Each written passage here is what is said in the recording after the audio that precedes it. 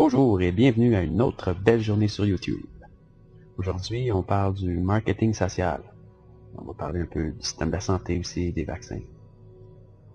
C'est quoi le marketing? Le marketing, c'est une technique bien raffinée qui comporte plusieurs volets. L'information, publicité, éducation, influence, lobbying, reportage, message, leitmotiv, gadget, etc. Il peut être écrit, oral, silencieux, même subliminal. Il peut être ouvert, subtil ou même caché. C'est la science de la manipulation. On l'enseigne à l'université.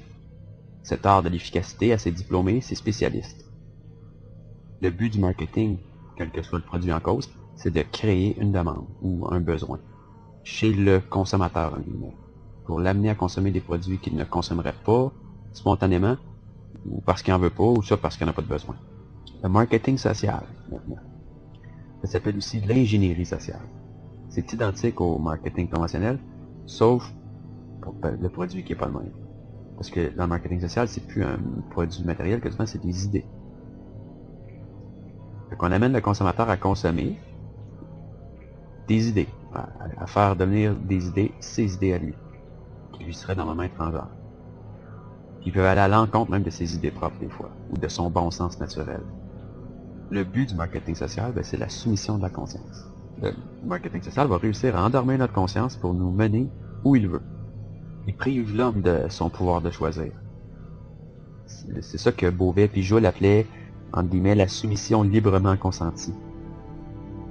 Il disait aussi, elle amène la personne finalement à penser, à décider, à se comporter en toute liberté, mais différemment de ce qu'elle aurait fait elle-même tout seul. Le marketing social médical même. C'est la science du marketing social appliquée au domaine de la santé. Il consiste à vendre la maladie à des gens qui veulent la santé. On va penser à un plus bel exemple que quand on passait nos petites boîtes d'UNICEF pour ramasser de l'argent pour donner aux pauvres.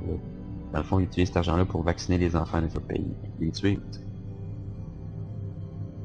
Le marketing social de la vaccination. Son but, c'est de vendre l'idée de la nécessité de la vaccination à des gens qui en ont pas ou qui en veulent pas. Le résultat visé, c'est de soumettre 95% de la population aux vaccinations que les autorités auraient décidé d'imposer. C'est l'obligation vaccinale. Elle comporte 3 étapes qui s'intensifient avec le degré de résistance à la soumission. La première étape, c'est la manipulation. La deuxième, l'organisation. La troisième, c'est la répression. On va parler de la manipulation. L'obligation vaccinale. Que la vaccination soit officiellement obligatoire ou non obligatoire, l'obligation vaccinale est partout présente et elle commande soumission. Et c'était bien 3 étapes. La première étape, c'est la manipulation ou la soumission consentie. Elle contamine tous les domaines. 1. L'éducation. Non contente de nous voir inculquer la croyance selon laquelle les vaccinations sont efficaces et inoffensives, les autorités entretiennent une autre légende, tout aussi dépourvue de fondement. Les vaccinations auraient enrayé les grandes épidémies. Mais les épidémies avaient presque entièrement disparu quand les vaccins sont apparus sur le marché. Les livres sur les vaccins, qui ne sont pas écrits par l'establishment, sont très éloquents à ce sujet-là, puis démontrent que la régression des grandes maladies est due à l'amélioration des conditions de vie, notamment l'hygiène, l'innovation d'un réfrigérateur, ça l'a aidé beaucoup. Mais ce lavage de cerveau-là s'appelle de l'éducation sanitaire ou de l'hygiène publique. Toutes les personnes qui œuvrent dans le domaine de la santé reçoivent cette information mensongère concernant les vaccins. Puis elles transmettent la même information à d'autres, sans même vérifier. Ça permet ici à la vaccination de devenir une agression aussi normale, entre guillemets, que la violence puis la guerre à TV. Le vocabulaire. Les autorités connaissent l'art de diffuser des expressions qui façonnent nos idées dans ce comportement. Ainsi, l'hiver devient, entre guillemets, la saison de la grippe. D'où la pensée d'épidémie de grippe, d'un besoin de vaccin contre la grippe. Et le tour est joué. Le marketing social va encore plus loin. Il nous fait croire que les personnes âgées sont plus vulnérables aux maladies, donc à la grippe en hiver. D'où la nécessité de toutes les vacciner. Et pour les protéger davantage, vacciner aussi tout le personnel préposé à leurs soins. C'est ça qu'on appelle un gérontocide. J'ai entendu quelqu'un dire écoute, si tu veux hériter plus rapidement, vaccine ta grand-mère contre la grippe. Un autre point, c'est l'émotion. Pas n'importe laquelle. La peur. Le concept de la vaccination repose sur le tandem peur-protection. On nous fait peur, puis on a qu'à nous protéger. J'ai parlé de ça dans plusieurs autres de mes vidéos, problème, réaction, solution. C'est ça. Sommes-nous aussi impuissants ou démunis que nous avons besoin de protection, la manipulation nous fait croire que oui. Mais nous faisons entretenir par nos protecteurs, comme dans la mafia. Ça coûte cher la protection. Pour être encore plus efficace, le marketing social joue sur une autre émotion, plus perverse encore, la culpabilité. Et si je fais pas vacciner mon enfant puis qu'il attrape une maladie, je vais m'en vouloir pour le reste de mes jours. Ouais, puis s'il meurt, la mort subite du nourrisson, ou qu'il fait une leucémie à 3 ans, ou une sclérose en plaques plus tard, parce que tu l'as fait vacciner ton enfant, qu'est-ce qu'elle va dire de ta conscience? Et en plus, qui suis-je, moi, pour prendre la responsabilité du sort des autres? Ça va pas être mes enfants, tu peux pas contrôler ça s'ils pognent une maladie, en tout cas. Mais le vaccin, tu peux le contrôler. Il y a l'influence, qu'il faut faire comme les autres. Hein? Ben, si tout le monde le fait, c'est sûrement bien. Est-ce qu'on a oublié les moutons de Panurge? On suit le mode vestimentaire, alimentaire, musical et vaccinal. Surtout ne pas se poser de questions. Les autorités, qui elles savent mieux que nous, disent que c'est bien fait. Comment penser différemment? Pourtant, tout le monde sait que c'est tout des menteurs, l'autorité, en tout cas. On appelle ça de la pression sociale. Elle est orchestrée par l'establishment et associée. Les financiers, politiques, médiatiques, industriels, médicales, compagnies d'assurance, même religieux, artistiques et universitaires. Puis elle est disséminée par le marketing social. L'information, c'est un autre volet. Médical ou non, l'information fait l'objet de 2 soins jaloux de l'establishment. C'est l'outil de diffusion de marketing social. La pression de la censure, déguisée bien entendu, puisque la presse est libre, mais c'est si fort, cette pression de censure-là, que les journalistes finissent par s'auto-censurer. Ils savent que certaines informations ne peuvent pas être diffusées, sinon l'organe de presse indépendant, va être privé de son soutien. Il faut comprendre que les médias, là, c'est pas nous qui les payent. Nous, quand on regarde la TV, on leur donne pas une scène. Quand tu achètes le journal là, à 35 cents le journal, c'est pas toi qui fais vivre le journal. C'est les grosses multinationales qui font vivre avec les annonces qu'ils mettent dedans. Vous comprenez que dans le fond, les éditeurs en chef de la presse, ou ben non, des nouvelles à Radio-Canada, ils travaillent pas vraiment pour vous. Ils travaillent pour les grosses compagnies qui passent des annonces. Ben, tu travailles pour celui qui te paye, n'est-ce pas? Hein? C'est lui ton boss, c'est celui qui paye, qui te donne ton chèque de paye, c'est ça. Là, c'est le journaliste qui travaille pour la presse. Il va y penser 2 fois avant de commencer à parler contre les compagnies pharmaceutiques. Environ un tiers, je pense, des annonces qu'on voit dans ces journaux-là, c'est des affaires pharmaceutiques. Des régimes minceurs, puis des pilules pour ci, puis des vaccins pour ça, puis des massages pour ci. Une très grande partie de la publicité dans un journal, c'est médical ou pharmaceutique. Alors tu y penses 2 fois avant de parler contre eux autres. Les autres, ils peuvent aussi bien dire, bon, on va publier ton journal, on va mettre nos annonces ailleurs maintenant. Hey, là, tu viens de perdre le tiers de tes revenus. Ça marche pas, là. Fait que c'est pour ça, ils font de l'autocensure.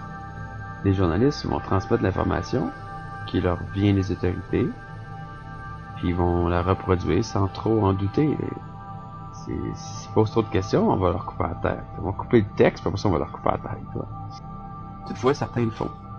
C'est comme ça que t'as eu là, un jeune couple là, de journalistes là, qui ont fait tout un documentaire sur les hormones de croissance bovine que Monsanto fait puis qui donne un lait tellement toxique que les gens qui en boivent, ils perdent le cancer. Nous autres au Canada, on a mis des lois pour ça peut pas de rentrer ici. Fait qu'on est un peu protégés par ça, contre ça. Il y en a des journalistes qui vont publier comme ça, mais les autres ils ont perdu leur job pareil. Il y en a un qui est passé à 60 minutes aussi en 1979, qui parlait de la fièvre porcine, il a fait une bonne enquête.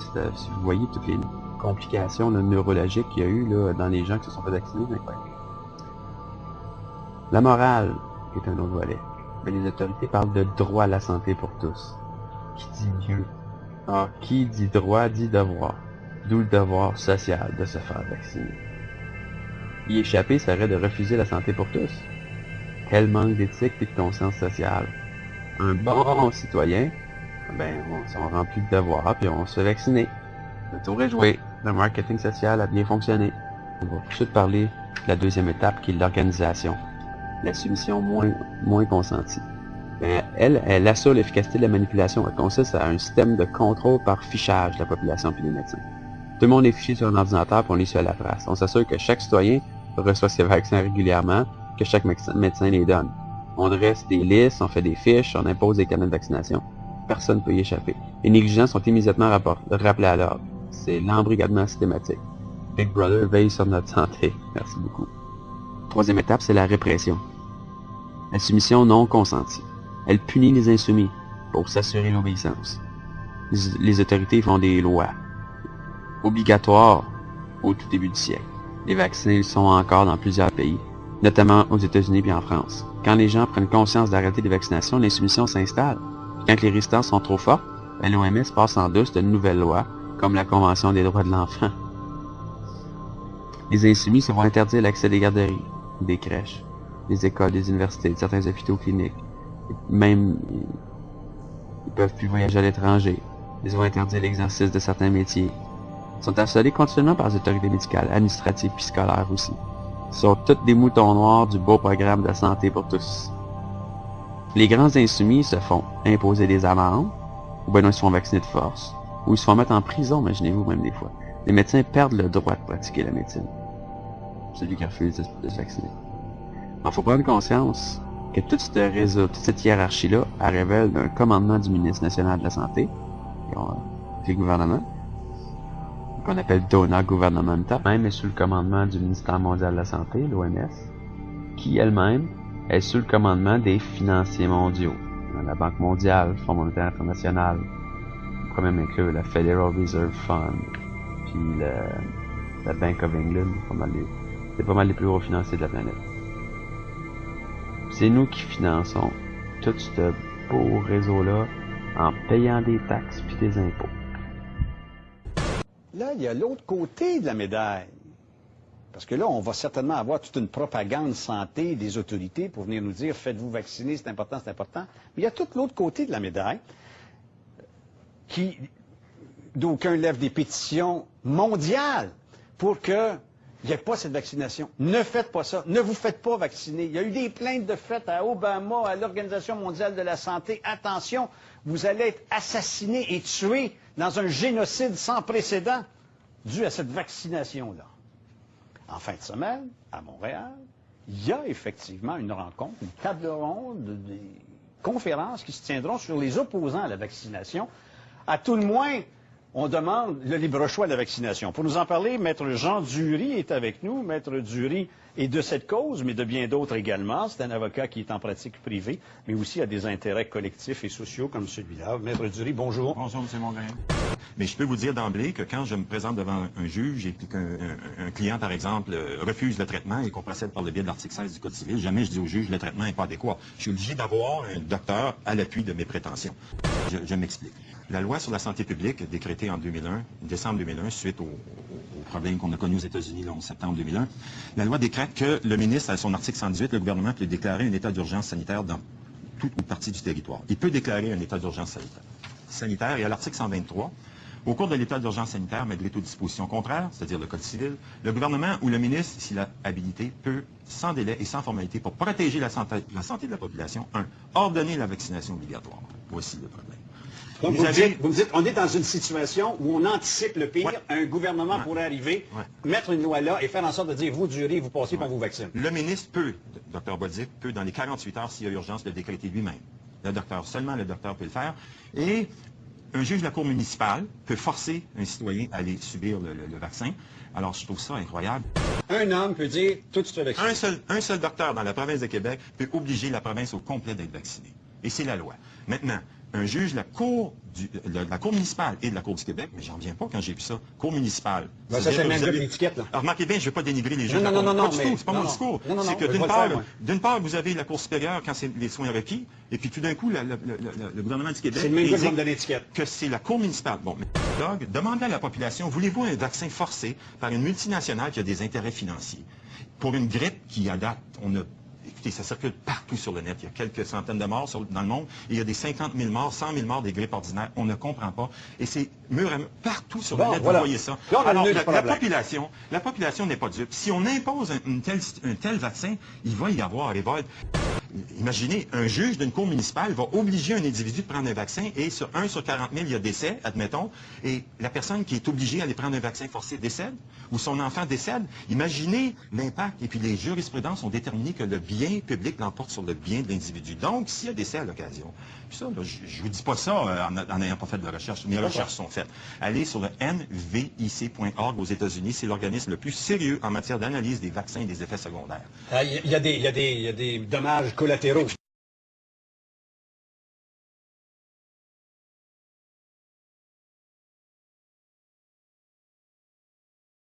dommages collatéraux du vaccin. Écoutez, le swine flu, la grippe porcine de 1976, il y a eu 4000 dommages collatéraux énormes, des désordres neurologiques, des désordres immunologiques énormes. De ça. Et si vous le faites, il va y avoir un effet contraire, selon mon humble opinion. Il va y avoir l'effet que les gens vont encore moins croire au gouvernement, moins croire aux pharmaceutiques, moins croire aux médecins.